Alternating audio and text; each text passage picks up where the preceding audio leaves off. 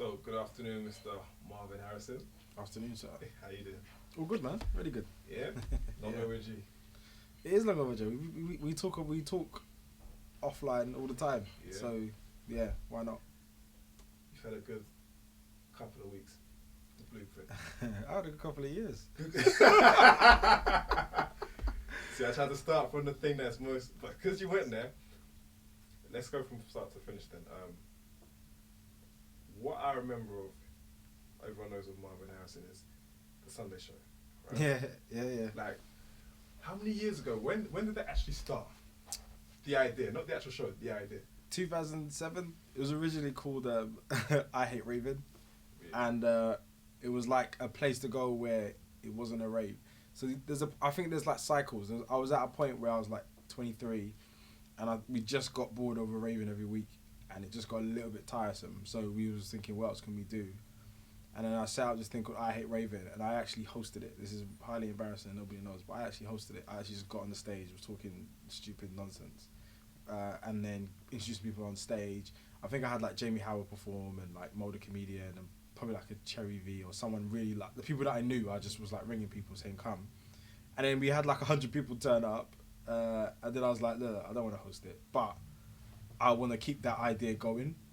And then I went to Comedy Funhouse one time, Kojo show, and I saw Jamie Howard, and I was like, this guy is so funny.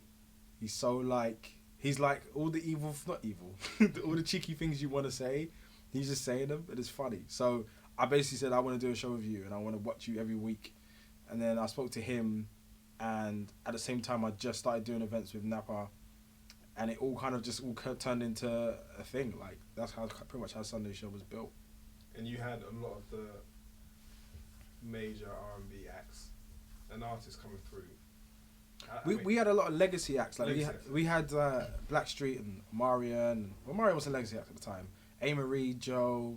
We did a lot of those types of acts, and then we also had some more contemporary stuff. We did Tiger, and I think it was J. Cole and a few other bits. Ryan Leslie we did, like really, really early on. And like, it's weird because Napa was more into it than I was. I saw it from a common sense point of view, but Napa was like, J. Cole's in the country, he's amazing, like really on it. And I was like, yeah, well, he's good, but you know. And then before you know it, 1,000 people outside trying to cram into a 700 people venue, and like sold out in minutes. When you go through that whole situation of trying to negotiate the deal, was there any like stumbling blocks or things that you thought, oh shoot, we gotta make sure we don't repeat those type of mistakes? Because I think securing US acts can sometimes be a different experience at times.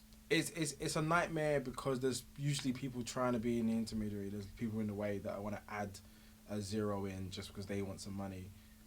And also, last part of the time, it's not actually the artist. It's actually people in between that's the problem. But, you know, everyone's got to get paid. And if you're delivering something, and if you're making it easier and more accessible for me, and you're co-signing our event as a place to go, and as long as it's still affordable, then it just gets done. So the Sunday show, when did it stop? 2012. We had done everything. There was no one left to book. Like I'd called that Ghetts for the 100th time and said, "Come, let's do an amazing show together." And I loved Ghetts shows because he always thought of something different. It wasn't even just us going to him. It was him saying, "Marvyn, I'm going to do a live band show, and I'm going to bring out Ed Sheeran." And I'm going to do, like, he always had an idea. He did a show with Kano, Ed, like Criminal. He did so many really, really good shows with us. And we had done that type of thing, and then everyone else didn't want to do it. I won't name the names of people that didn't want to do it, but some people didn't want to do it. Like, it was too close to reality for them, or I don't know. So, yeah, it was time to kind of put it to bed. Did you find that whole, that model of business, did you find it lucrative, or was it one that just paid for itself? It was lucrative, but like, it's weird because it got to a glass ceiling. Like, the motivation wasn't money. If it was, then I probably would have rinsed it for another 2-3 years, but like, I actually enjoy putting on a really good show, and anyone that worked in the teams would know. We had a really good team, a really big team of like 20 people helping us deliver the show. I used to get really annoyed, like, if it wasn't good. Like, it doesn't matter who was performing or what, it always had to be, we open the doors at 8, 7, the show starts at 8, people that have like their birthdays being celebrated don't turn up and have a bad experience. Like, these things actually was the reason why we were doing it. It was to create a really good experience. And then I think we got to a point where like the show was running well consistently, but we just didn't really have anything more to say as a show. There was no more. There's nothing else that we could communicate to improve on what we already had done. So, yeah, one day I saw Tanapa and I was like, let's just like stop. Let's do something else. So when you get to that point, you say stop, do something else. Is that do something else separately?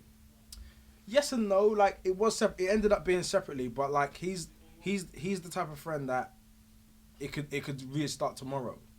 Like he like, and I don't know if people even understand this, but he is such an intelligent person. Like I would even say that he wastes some of it because I feel like he could work in corporate land very easily. He did for a while, but I feel like he just enjoys being himself, which is fair enough. But he's so intelligent, and there's some things that he did throughout Sunday Show's development that would like way beyond my brain space. He just observes certain things and interprets them into live and makes it happen. And he's also just the most likable guy on earth. Like it's impossible to be mad at him. Like you just can't, because he's always smiling and being engaging, and he always trying to do his best, and he's very honest. So if he's not going to do something, he'll just tell you. So there's no dark corners. But it's interesting to say that, because I always see, I mean, you are a sharp person, but for you to even say that, like, there's things that he would have thought that you didn't even come to you, like, a lot of people wouldn't have known that, because I remember him from the Lethal B tune and that whole image of persona. Listen, he can break down why his verses are "I'll crack your skull" in an intellectual way and make you think, right.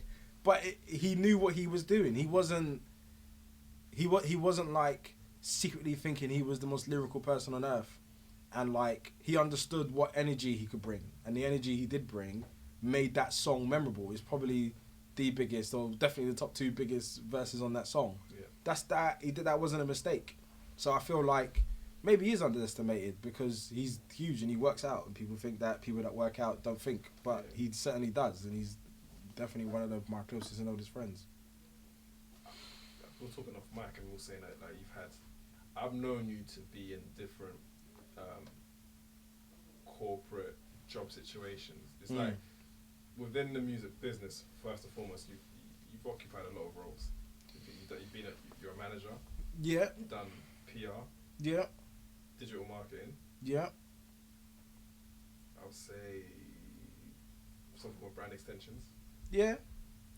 It's all marketing though to me. And like being graduating in marketing. Oh, you graduated in marketing? Yeah. Okay. This isn't a fluke. Makes sense. This isn't a fluke. I didn't just make this up. I didn't just say I want to try to do some stuff. But like when I was practicing marketing, I couldn't get what they were trying to communicate what marketing was because I didn't have context. And I was studying it and I was doing alright. I got 2-1, fair enough. But like I didn't fall in love with it until I left.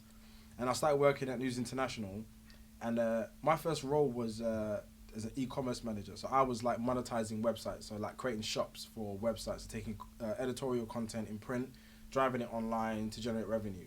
That was what my role was. And like I had so much fun, like every day walking into like the News of the World boardroom, hearing some like interesting stories, and then proposing how we can like make money from print and how we can revolutionize print. That was marketing, and that was the most exciting thing every day to do. And I did that for about 1.5 years. And like I've always loved working with organizations and brands and communicating products. And then I just took that love into music. Like I've always loved music, but I'm not remotely musical at all. And like even when I first started, and I was doing things with like J2K and Ghetts and Demon and tons of people, Kano, everyone that was around the grime scene at that time. And then I knew I didn't naturally fit that space as a creative, or I didn't. There's some people that would be a part of that just to be a part of that, and I'm not that kind of person. So I kind of knew that I'd have to bring something to the table.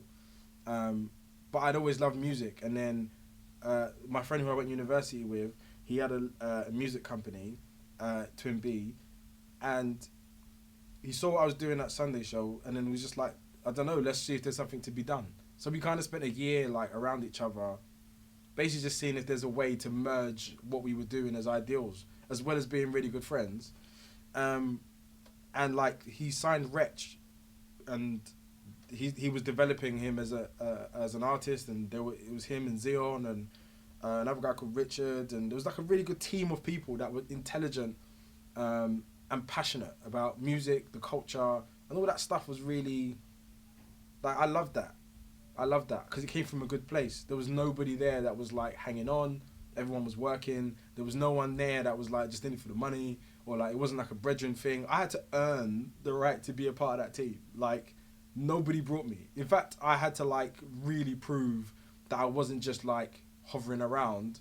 I had to bring direct things to the table. So it kind of worked by chance that we started working together, but I had to prove every week that like I'm adding value to what this is, and it's not just a bunch of friends hanging out, because they don't want that perception for the work that they're doing, and probably rightly so.